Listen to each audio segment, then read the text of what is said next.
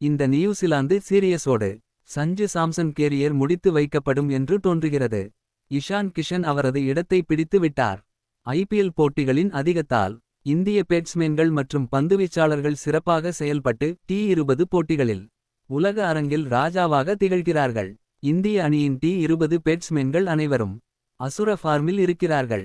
ஒருவர் விட்டால் இன்னொருவர் அடித்து எதிரணியை நிலைகுலைய செய்கிறார்கள். ஐந்தாவது மற்றும் கடைசி T20 போட்டி திருவனந்தபுரத்தில் நடைபெற்றது.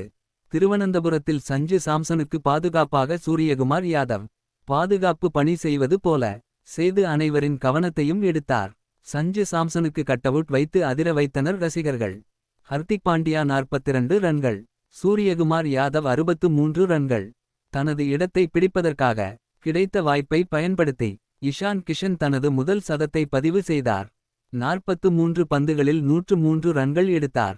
20 ஓவர்களில் 271 ரன்கள் எடுத்தது இந்திய அணி. நியூசிலாந்து அணி சார்பில் ஃபென் ஆலன் சிறப்பாக விளையாடி 80 ரன்கள் அடித்து அவுட் ஆனார்.